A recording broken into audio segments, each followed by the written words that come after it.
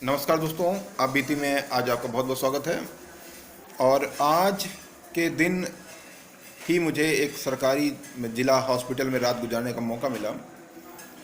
जच्चा बच्चा वार्ड था, तो मैं वहाँ जो चीज़ें देखी मुझे आज याद आ गई, तो मैं बता रहा हूँ आपको। वहाँ देखता हूँ, लखनऊ है तो लखनऊ में तो बहुत सारी चीज़ें बहुत अच्छी हैं और दिनों दिन बहुत अच्छा सुधार भी हो रहा है।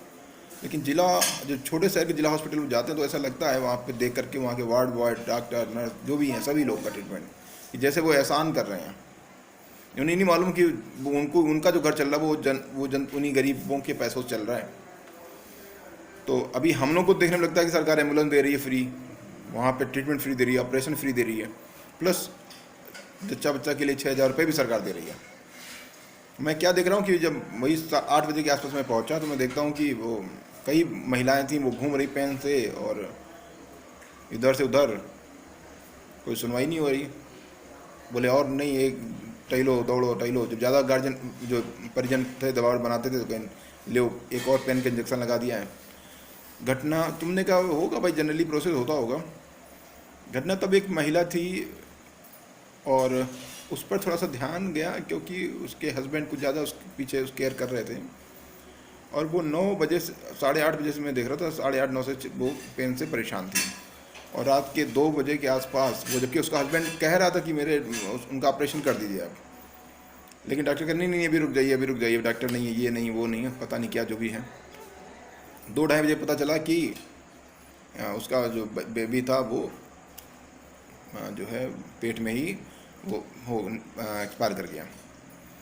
तो बताइए, ऑपरेशन जब होना ही था तो पहले ही कर देते। जब वो कह रहा था पहले करने के लिए तो क्यों नहीं कर रहे थे? और फिर आज की डेट में ऑपरेशन इतनी बड़ी समस्या नहीं है कि पहले कभी था हुआ था, आज तो अब नॉर्मली है ही नहीं, सबसे अच्छा वही है।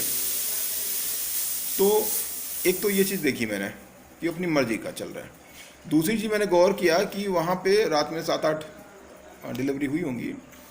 हर गार्जियन से ये मैं अभी भी बात कर रहा हूँ, और आपको लगता है आज बंद हो गया हो तो मैं नहीं कह सकता बाबा जी से डर के मारे, लेकिन सभी हॉस्पिटलों में वसूली होती है। ये बच्चा बाद में आपको सौंपेंगे, पहले दे दो भैया जो भी 2-3 हज़ार उनका बंधा हुआ। और वहाँ तो बंधा हुआ था भाई। हाँ ठीक है, चलो सच्चा, मैं खुशी से अपना दे दे रहा हूँ, अच्छी बात है फिलहाल, है ना। और हम तो मैं तो उसके विरोधी हूँ, क्यों दे दें। लेकिन जो गरीब हैं, जिनके पास कुछ नहीं, उनकी शक्ल देख के लग रहा है बेचारों के पास कुछ नहीं है, उनसे आप ज़बरदस्ती वसूली ले रहे हो। हद तब हो गई जब एक लोगों का बच्चा एक्सपायर कर गया, उन उससे पैसे मांग रहे हैं वो लोग।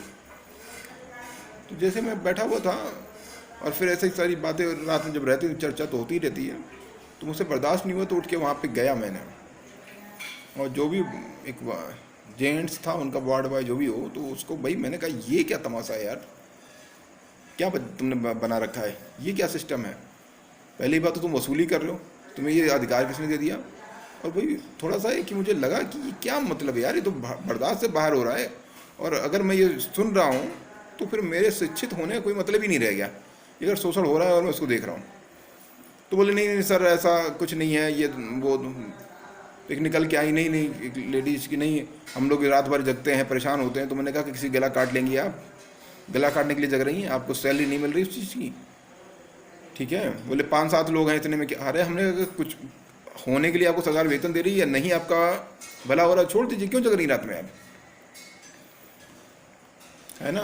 तो ये सारी चीज़ देखी। उसके बाद में सुबह हुआ कि मैंने और सारी चीज़ देखते हैं, तो एक ऐसे ही टहलते टहलते गया, मैंने कहा जनरल वार्ड की तरफ देखते हैं क्या चीज़ें हैं। तो वहाँ देखा कि एक बेड एक बेंच, एक बेड एक बेंच पूरा लगा के रखा है, और जो रुकने वाला व्यक्ति है वो बेंच पे सो रहा है। और नल वहाँ पे इतनी गर्मी हो रही कि पूछिए मत, ठीक है ना। तो ये स्थितियाँ हैं सरकारी हॉस्पिटलों की। सिर्फ जो भी है हर व्यक्ति को वहाँ पे पैसा चाहिए, और ऐसे ट्रीट कर रहे हैं जैसे कि वो अपनी जेब से दे रहे हैं, है ना। उनके पिताजी लिख गए थे तो वो अपनी संपत्ति का थोड़ा थोड़ा थोड़ा करके सबको बांटे दे रहे हैं, ये स्थिति है ना। तो जब भी ऐसा कोई व्यक्ति है, जरूरी नहीं आप फाइनेंशियल मदद करें, आप मानसिक रूप से उसकी मदद कर सकते हैं। आप वहाँ जा करके सपोर्ट करके, आप शिक्षित पढ़े लिखे कम पढ़े लिखे लोग डरते हैं कि उनके बच्चों को कहीं अगर हम कुछ बोलेंगे तो कुछ ना कर दें, नुकसान ना पहुँचा दें, उनके बीवी या बहन या जो भी है उसको नुकसान ना पहुंचा दें, तो आप जा करके बोल सकते हैं। जब वो डॉक्टर या वार्ड बॉय या जो भी है वो देखते हैं कि इनके साथ में कोई बोलने वाला, कोई शिक्षित व्यक्ति है, तो फिर वो थोड़ा सा नॉर्मल बिहेवियर, तो अच्छा बिहेवियर करते हैं। अदरवाइज तो वो ऐसा बिहेवियर करते हैं कि आप जानवरों के साथ बिहेवियर नहीं करते। मतलब देख के लगता है कि इन लोगों में जो मानवता है पूरी ख़त्म हो गई है। अरे भैया, जब तुम ऊब गए अपने काम से, उसको छोड़ दो। इसका मतलब क्या है कि तुम रात में 8-10 लोगों से ऐसे ही मिलते हो, रोज़ ऐसे लोगों से काम कर रहे हो, तो उसका पेमेंट भी तो ले रहे हो ना आप। तो जब भी ऐसा कुछ हो तो आप लोगों की मदद करने ज़रूर जाएं। एक ऐसा ही केस अभी हाल में हुआ था, यही लखनऊ के एक हॉस्पिटल में, सिविल हॉस्पिटल में। वो उनकी हमारे एक रिश्तेदार हैं, उनको जो बीमारी ठीक हो गई थी तो उनको निकलना था वहाँ से।